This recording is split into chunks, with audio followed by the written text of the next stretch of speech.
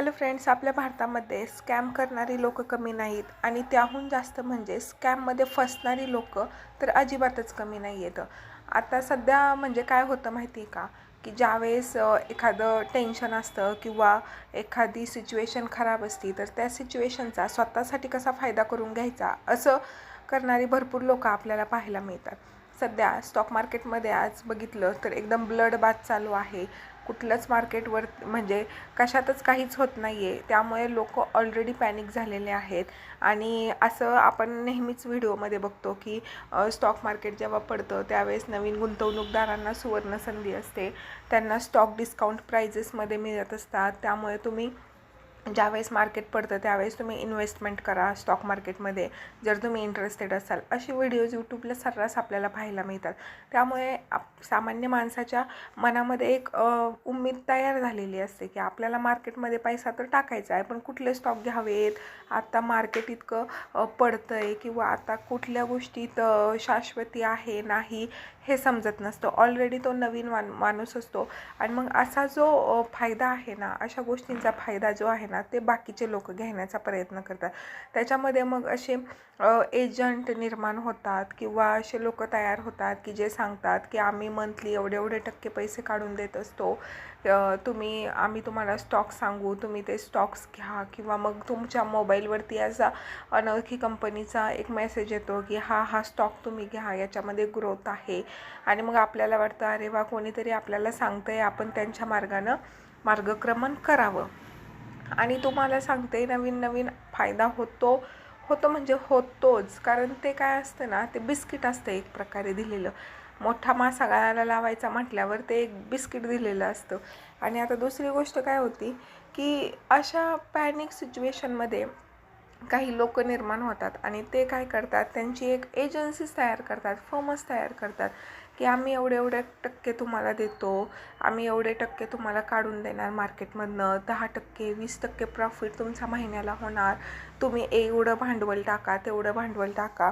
आता कधी कधी काय होतं की खरंच काही लोक जे असतात ना, ते सिरियस काम करणारे पण असतात. असं नाही की प्रत्येकच व्यक्ती हा स्कॅम करणारा असतो, परंतु 99% लोक हे स्कॅम करणारेच असतात. आता मार्केटमध्ये सुद्धा काय होत असतं तुम्हाला मी सांगते की स्टॉकची किंमत केव्हा वाढते, की जेव्हा त्याची बाईंग जास्त होते आणि सेलिंग कमी होते. त्यावेळेस काय होतं, स्टॉकची किंमत वाढते, म्हणजे त्या स्टॉकला डिमांड आलं की किंमत वाढते. मग आता अशा वेळेस काय होतं, ज्यावेळेस आपण एखाद्या याचं एजन्सीचं पॅकेज घेतलेलं असतं किंवा एखाद्या व्यक्तीकडनं पॅकेज घेतलेलं असतं आणि त्यावेळेस सांगितलं जातं की सपोज एखादा स्टॉकचं नाव दिलं आणि हा स्टॉक तुम्ही घ्या, तर त्यावेळेस काय होतं, सगळेच लोक तो स्टॉक घेतात आणि मग काहीतरी 1-2-3% तो स्टॉक वाढतो, नक्कीच वाढतो. आपल्याला काय वाटतं, अरे वा, 3% स्टॉक वाढला आज. आणि मग त्यानंतर काय होतं की जे हे मोठे मोठे लोक असतात ते किंवा ज्यांची त्याच्यामध्ये खरेदी जास्त असते, ते लोक तो स्टॉक विकतात. आता स्टॉक विकला म्हणजे स्टॉकमध्ये काय झालं, सेलिंग जास्त झाली आणि बाईंग कमी झाली. प्रेशर क्रिएट झालं की स्टॉकची किंमत काय होते, आपोआप खाली येते. आणि मग आपण घेतलेला स्टॉक, आपण घेतलेली किंमत ही एक प्रकारे फसली जाते आणि पुन्हा त्या किमतीच्या वर स्टॉक यायला वेळ लागतो. हा झाला पहिला स्कॅम, म्हणजे अशा पद्धतीचा. आता दुसरा स्कॅम कसा होतो की डायरेक्ट सांगतात की आम्ही स्टॉक मार्केटमध्ये ट्रेडिंग करत असतो आणि महिन्याला तुम्हाला इतके रुपये आम्ही तुम्हाला देणार, फक्त तुम्ही आमचा असा अकाउंट आहे, त्या अकाउंटवरती पैसे टाका. आता सध्या मुंबईमध्ये ही गोष्ट घडलेली आहे की जे बॅचलर मुलं असतात त्यांना बँकेचे अकाउंट ओपन करायला सांगितले आणि त्या बँकेच्या अकाउंट ओपन करून घेतले त्यांच्याकडनं. आणि हे जे मधले स्कॅमर लोक आहेत त्यांनी ते अकाउंट स्वतःकडे घेतले. त्या अकाउंटचा पासवर्ड, अकाउंट नंबर, जे काही असेल ते स्वतःकडे घेतलं. आणि ह्या लोकांना ज्यांनी अकाउंट उघडून दिले त्यांना काहीतरी स्पेसिफिक कमिशन दिलं असेल आणि त्या अकाउंटचा वापर जो आहे तो वेगवेगळ्या डिस्ट्रिक्टमध्ये म्हणा किंवा वेगवेगळ्या राज्यांमध्ये त्यांनी त्यांचं जाळं पसरवलं होतं. आणि ह्या बॅचलर मुलांचे अकाउंट काहीसुद्धा गोष्टी करण्यासाठी ते फेक अकाउंट म्हणून यांचे अकाउंट यूज केले. आणि नंतर मग कालांतराने ह्या मुलांना कळलं की आपल्या बँक अकाउंटवरनं तर स्कॅम झालेलं आहे. आता ज्यावेळेस पडताळणी होते, इन्व्हेस्टिगेशन होते, तर सगळ्यात पहिलं धरलं कोणाला जातं, ज्याच्या नावावर अकाउंट आहे.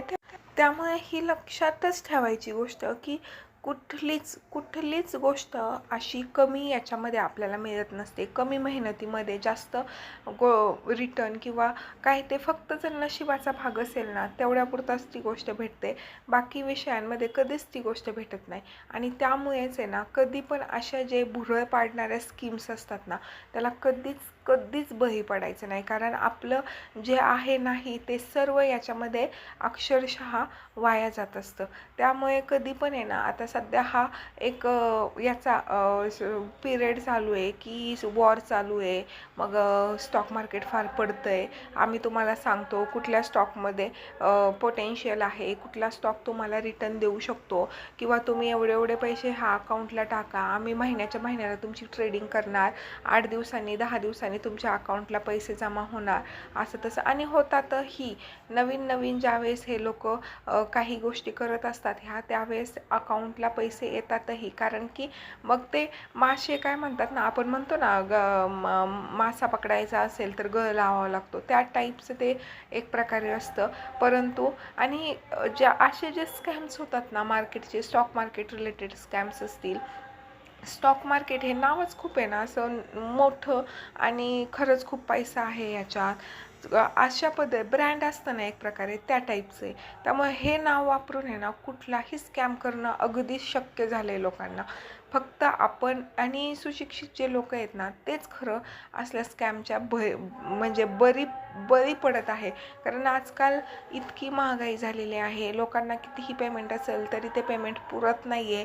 लोकांच्या इच्छाशक्ती वाढलेल्या आहेत, आशा वाढलेल्या आहेत, त्यानंतर काहीतरी नवीन घेण्याच्या जी उमेद असते, चाहत असते, ती वाढलेली आहे. आणि त्यामुळे लोकांना असं वाटतं की कमी कालावधीमध्ये मला जास्त पैसा कसा मिळेल आणि कुठून मिळेल.